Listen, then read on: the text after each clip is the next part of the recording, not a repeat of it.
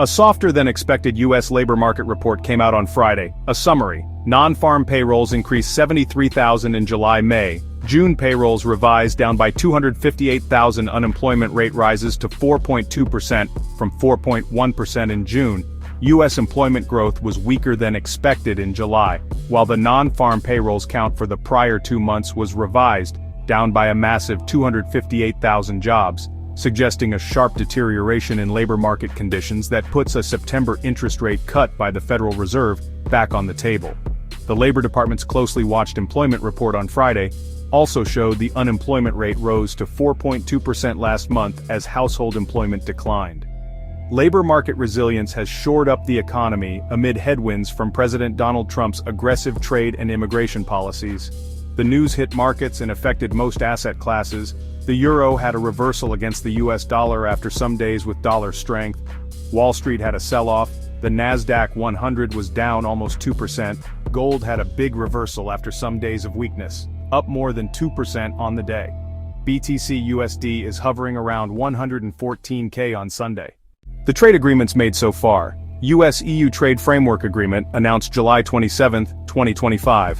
The US and EU reached a framework agreement imposing a 15% tariff on most EU goods exported to the US, lower than the threatened 30%. The EU committed to $600 billion in US investments and increased purchases of US energy and military equipment.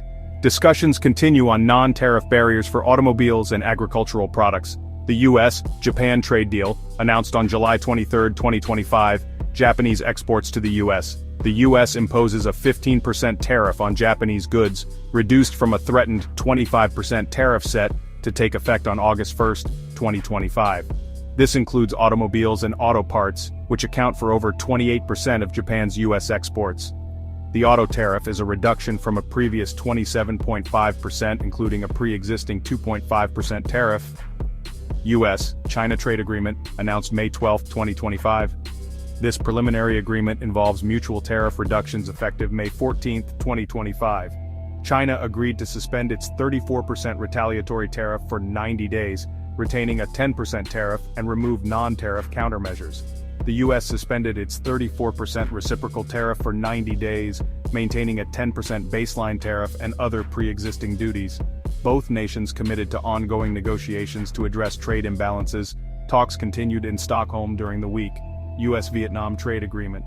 The US reduced tariffs on Vietnamese goods from a threatened 46% to 20%, while many US products can enter Vietnam duty-free. The agreement is part of efforts to secure better trade terms and reduce the US trade deficit. US-Indonesia trade agreement announced July 15, 2025. The US set a 19% tariff on Indonesian goods, roughly double the 10% baseline, with provisions to prevent transshipments of Chinese goods via Indonesia. Indonesia committed to buying US products, though specific details are pending. US-UK trade deal announced May 8, 2025. This agreement, described as a historic deal, enhances US market access to the UK, particularly for American agricultural exports like beef and ethanol.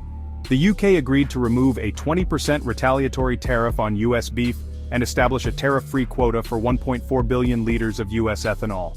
The US committed to allowing 100,000 UK automobiles at a reduced 10% tariff and initiated talks on steel, aluminum, pharmaceuticals, digital trade, and financial services.